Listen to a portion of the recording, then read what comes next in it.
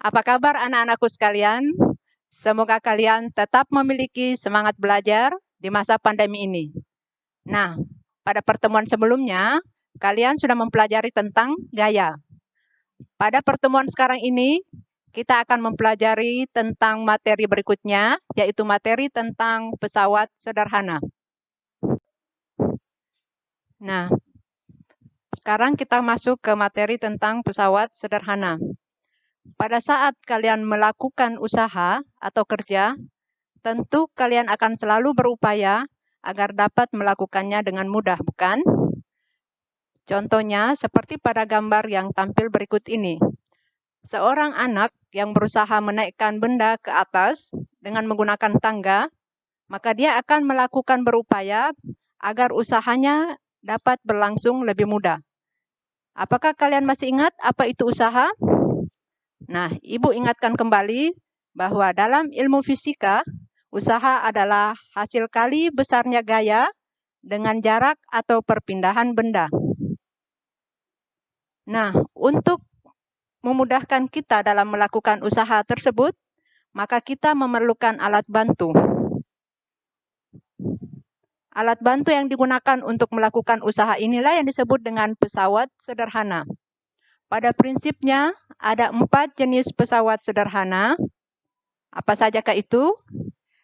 Bisa kalian lihat pada gambar, yaitu tuas atau pengungkit, bidang miring, katrol, dan roda gigi atau gear.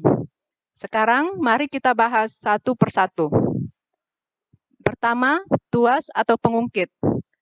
Tuas atau pengungkit merupakan salah satu contoh pesawat sederhana yang paling banyak digunakan atau dimanfaatkan dalam kehidupan sehari-hari. Sistem kerja tuas atau pengungkit terdiri atas 3 bagian, yaitu titik tumpu, titik beban, dan titik kuasa. Apakah kalian ingin mengetahui bagaimana bagian-bagian tuas atau pengungkit yang lengkap? Nah, untuk lebih jelasnya, kalian perhatikan gambar berikut. Bagian-bagian tuas terdiri atas gaya beban, gaya kuasa, lengan beban, dan lengan kuasa. Lengan kuasa adalah jarak antara gaya kuasa dan titik tumpu. Sedangkan lengan beban adalah jarak antara gaya beban dengan titik tumpu. Sekarang, setelah kalian mengetahui bagian-bagian tuas, bagaimanakah hubungan antara gaya kuasa atau FK, gaya beban atau FB, lengan kuasa atau LK, dan lengan beban atau LB? Agar tuas setimbang, besarnya gaya beban dan lengan beban harus sama dengan besarnya gaya kuasa dan lengan kuasa. Secara matematis, dituliskan dengan rumus sebagai berikut. FB kali LB sama dengan FK kali LK, di mana FB adalah gaya beban dengan satuan Newton, LB adalah lengan beban dengan satuan meter, FK adalah gaya kuasa dengan satuan Newton, dan LK adalah lengan kuasa dengan satuan meter.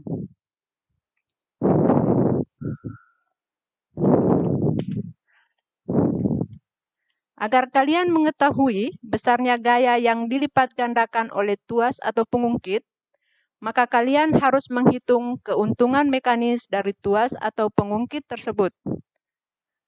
Keuntungan mekanis adalah perbandingan antara gaya beban dengan gaya kuasa. Keuntungan mekanis pada pesawat sederhana menunjukkan seberapa besar gaya tersebut dilipat gandakan. Perlu kalian ketahui bahwa semakin besar nilai keuntungan mekanis, maka usaha atau pekerjaan yang dilakukan akan semakin mudah pula. Nah, pada tuas atau pengungkit, keuntungan mekanis dituliskan secara matematis seperti pada rumus berikut ini. Keuntungan mekanis disimbolkan dengan KM, sama dengan besarnya gaya beban atau FB dibagi dengan besarnya gaya kuasa atau FK. FB per FK ini sama juga nilainya sama dengan besarnya lengan kuasa atau LK dibagi dengan besarnya lengan beban atau LB.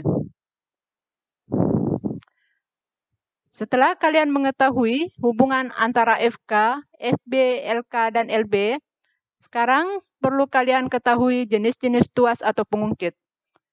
Jenis-jenis tuas atau pengungkit ada 3 macam, yaitu tuas jenis pertama, tuas jenis kedua, dan tuas jenis ketiga. Perbedaan ketiga jenis tuas ini terletak pada letak titik tumpu, titik beban, dan titik kuasanya. Pada tuas jenis pertama, titik tumpunya terletak di antara titik beban dan titik kuasa. Pada tuas jenis kedua, titik bebannya terletak di antara titik tumpu dan titik kuasa. Sedangkan pada tuas jenis ketiga, titik kuasanya terletak di antara titik tumpu dan titik beban. Nah, pada gambar yang Ibu tampilkan ini terdapat beberapa contoh-contoh tuas atau pengungkit. Sekarang, setelah kalian mengenal jenis-jenis tuas atau pengungkit, tentukanlah pada gambar ini yang manakah termasuk tuas jenis pertama, tuas jenis kedua, dan tuas jenis ketiga. Jika kalian menyimak penjelasan dalam video ini sejak awal, maka kalian tentu akan dapat menjawabnya. Sekarang kita masuk materi yang kedua, yaitu pesawat sederhana bidang miring. Perlu kalian ketahui bahwa bidang miring adalah bidang yang diletakkan miring dengan sudut tertentu, sehingga dapat memperkecil gaya kuasa. Beberapa contoh bidang miring yang sering digunakan dalam kehidupan sehari-hari kalian adalah paku, skrup, tangga, dan jalan di pegunungan. Nah, pada bidang miring, perbandingan antara gaya beban atau FB dengan gaya kuasa atau FK sebanding dengan perbandingan antara panjang bidang miring atau L dengan tinggi bidang miring atau H. Perbandingan ini disebut dengan keuntungan mekanis, disimbolkan dengan KM. Sehingga pada bidang miring, keuntungan mekanisnya secara matematis dapat dituliskan KM sama dengan FB per FK sama dengan L per H. KM adalah keuntungan mekanis, FB adalah gaya beban, satuannya Newton, FK adalah gaya kuasa, satuannya Newton, L adalah panjang bidang miring, satuannya meter, dan H adalah tinggi bidang miring, satuannya meter. Setelah kalian mengetahui dua pesawat sederhana sebelumnya, sekarang kita masuk ke pesawat sederhana jenis yang ketiga, yaitu katrol. Mungkin beberapa anak-anakku sekalian sudah mengenal apa itu katrol. Katrol adalah pesawat sederhana berupa roda yang sekelilingnya dapat dilalui tali atau rantai dan berputar pada sumbu.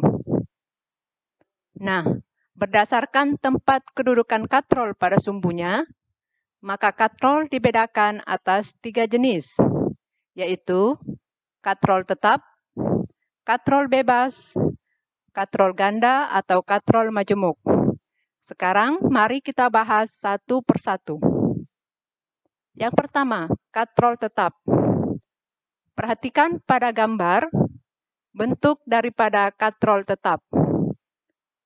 Pada katrol tetap, titik tumpu terletak di antara titik beban dan titik kuasa. Pada katrol tetap, keuntungan mekanisnya bernilai 1. Mengapa bernilai 1?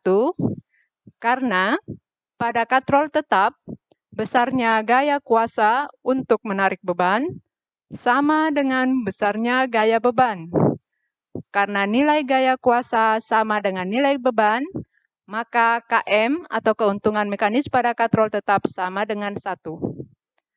Contoh pada katrol tetap adalah timba sumur dan tiang bendera.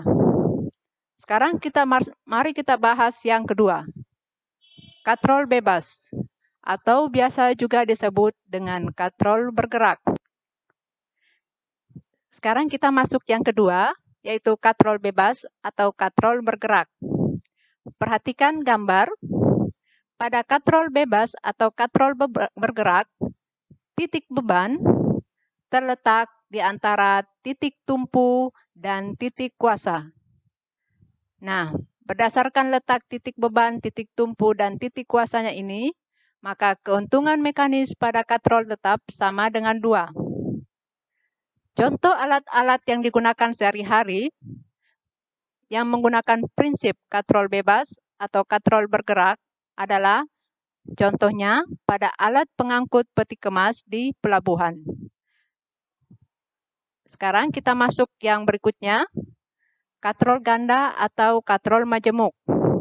Ini adalah salah satu contoh alat yang menggunakan prinsip katrol ganda atau katrol majemuk. Alat ini biasa kalian temukan pada alat-alat berat di bidang industri. Pada katrol ganda atau katrol majemuk merupakan gabungan antara katrol bebas dengan katrol tetap.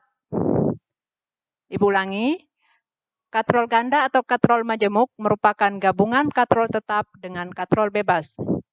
Bagaimanakah cara menghitung keuntungan mekanis pada katrol ganda? Keuntungan mekanis pada katrol ganda ditentukan berdasarkan jumlah tali yang menghubungkan antar katrol.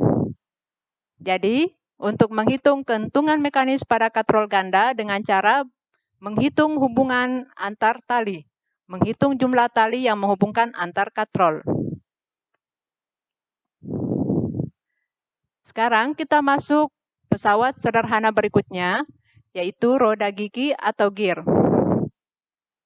Apakah yang dimaksud roda gigi atau gear? Roda gigi atau gear adalah sepasang atau lebih roda bergigi yang saling berhubungan dan berfungsi meneruskan gaya atau gerakan pada sebuah mesin. Contoh roda gigi atau gear bisa kalian perhatikan pada gambar yang tampak berikut ini. Beberapa contoh alat-alat sederhana yang kalian temukan sehari-hari yang menggunakan prinsip pesawat sederhana roda gigi atau gear adalah roda pada sepeda atau kendaraan bermotor. Nah, setelah kalian memahami tentang jenis-jenis pesawat sederhana, cobalah kalian simak soal berikut ini. Pada gambar, tampak seorang anak yang berusaha mengangkat sebuah batu dengan menggunakan pengungkit. Anak tersebut memberikan gaya sebesar 100 N untuk mengangkat batu tersebut. Jika jarak antara B dan C sama dengan 100 cm dan jarak C ke A sama dengan 150 cm, cobalah kalian hitung berapakah berat batu tersebut. Jika kalian menyimak video ini dari awal, tentu kalian dapat mengerjakannya. Ibu berikan contoh soal berikutnya.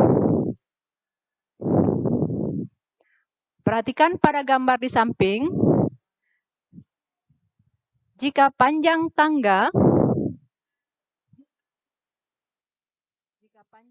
tersebut 8 meter, jika panjang tangga tersebut 8 meter dan ketinggian tangga sebesar 4 meter, cobalah kalian hitung berapakah keuntungan mekanis yang diperoleh dari penggunaan tangga tersebut. Jadi ulangi kembali lagi, panjang tangga 8 meter dan ketinggian tangga 4 meter. Jika kalian menyimak dari awal video ini, maka kalian tentu dapat menjawabnya.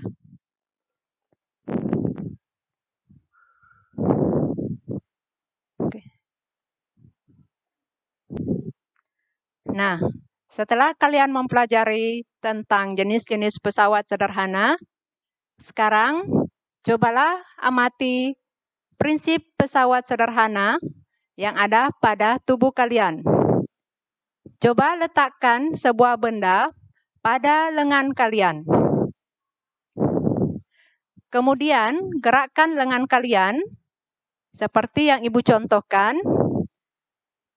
Nah, sekarang setelah kalian melakukannya, prinsip pesawat sederhana apakah yang bekerja pada lengan kalian pada saat lengan kalian mengangkat beban?